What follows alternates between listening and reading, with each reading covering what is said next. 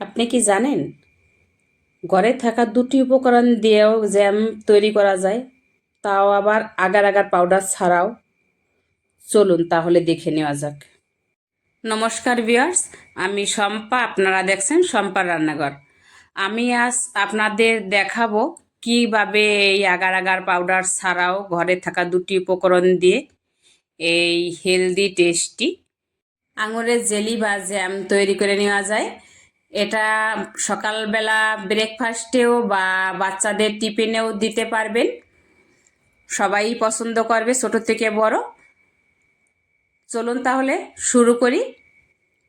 এখানে আমি 500 গ্রাম আঙুর নিয়েছিলাম, ছাড়িয়ে নিচ্ছি। এবছরে কিন্তু এখনও আঙুর ফুরিয়ে যায়নি, আছে এখনও। আর এই আঙুর থাকতে থাকতে এই জ্যাম যদি করে রাখা যায়, সারা বছর এই জ্যাম রেখে খাওয়া যায়। ভিডিওটা স্কিপ না করে পুরো ভিডিওটা দেখার অনুরোধ রইল। আশা করি ভালো লাগবে ভিডিওটা দেখে, আপনারা সহজেই বাড়িতে করে রেখে দিতে পারবেন। তো আঙুরটা আমি ধুয়ে এখানে পেস্ট করে নেব, মিক্সার বাটিতে নিয়ে নিচ্ছি। এখন কিন্তু এই আঙুরে জল দেব না, যেহেতু আমি আগার আগার পাউডার দেব না, জল ছাড়াই পেস্ট করে আনব। এই যে দেখুন, জল ছাড়া আমি পেস্ট করে নিয়ে আসলাম। আর যদি আগার আগার পাউডার দিয়ে আপনারা করেন তাহলে জল দিতে পারেন, জল দিয়ে করলে পরেও আগার আগার পাউডারে হয়ে যাবে। কিন্তু আমি জল দিইনি, যেহেতু আগার আগার পাউডার দেব না। একটা ছাঁকনির সাহায্যে এরকম করে আমি উপরের যে চোকলা থাকে সেটা আমি বের করে নিলাম, আর উনানে দিয়ে দিলাম। এখন এই আঙুরের যেটা রস করে এনেছি বা পেস্ট করে এনেছি দিয়ে দিলাম। ফুটে ওঠার সাথে একটু গরম হয়েছে, দিয়ে দিলাম পরিমাণ মতো চিনি। আপনারা চিনিটা পরিমাণ মতনই দেবে। যদি আঙুর টক থাকে তাহলে একটু বেশি দিতে হবে, আর যদি মিষ্টি থাকে তাহলে কম দিলে পরেও হবে। আমার আঙুরটা মিষ্টি ছিল, এই কারণেই আমার কম দিতে হয়েছে। তো ফুটিয়ে নিচ্ছি এখানে আমি। আর উপরে যে এই ফেনা ওঠে সেই ফেনাটা ফেলে দিতে হবে। এরকম করে আস্তে আস্তে তুলে নিয়ে ফেলে দিচ্ছি, না হলে জ্যামটা কিন্তু বেশি দিন থাকবে না ভালো। আর এখন দিয়ে দেব আমি এখানে একটু ফুড কালার। ফুড কালারটা দিয়ে দিলাম। আর বাড়িতে যদি আপনারা এই জ্যাম করে খান তাহলে ফুড কালারটা দেবেন না, আমরা ভিডিও বানাই তাই এই ফুড কালারটা দিতে হয় দেখার সৌন্দর্যের জন্য। এই দেখুন, অনেকটাই কিন্তু এখন ঘন হয়ে এসছে। নামিয়ে নেব আর কিছু সময় ফুটিয়ে নিয়ে। এই যে দেখুন, ঘনত্বটা কিন্তু এরকম রয়েছে, আস্তে আস্তে পড়ছে, দেখেই বুঝতে পারছেন।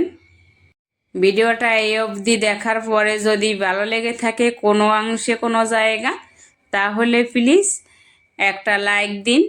আর নতুন ভিউয়ার যদি আজকের ভিডিওতে এসে থাকেন তাহলে প্লিজ সাবস্ক্রাইব করে পাশে থাকুন, পাশে থাকা বেল আইকনটি ক্লিক করে রাখেন, যাতে এরকম নতুন নতুন ভিডিও ছাড়ার সাথে আপনার কাছে আগে পৌঁছে যায়।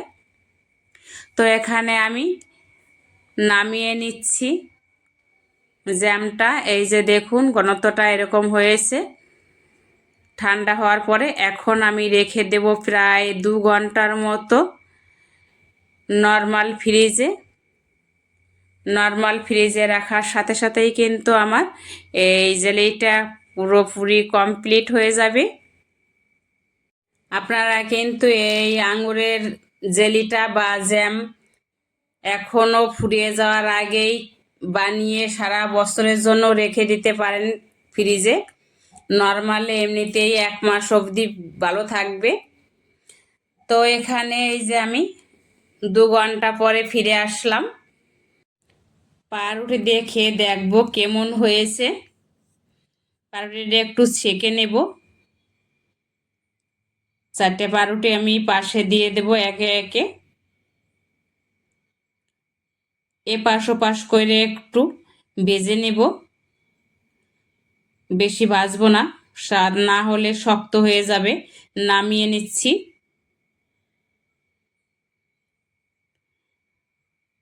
সব পাউরুটি আমি ভেজে নামিয়ে নিলাম, যে কটা আমি এখানে খাবো। এই যে কত সুন্দর জ্যাম বা জেলি হয়েছে, একটু দেখুন, দেখেই লোভ লাগছে না বলুন? খেয়ে জানাবো কেমন হয়েছে। সত্যি অসাধারণ।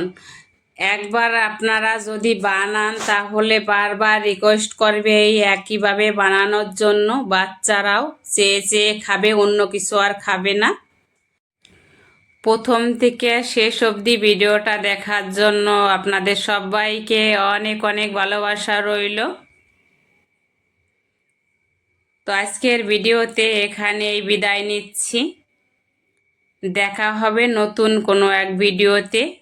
ততক্ষণ আপনারা সবাই ভালো থাকুন, সুস্থ থাকুন। বাই।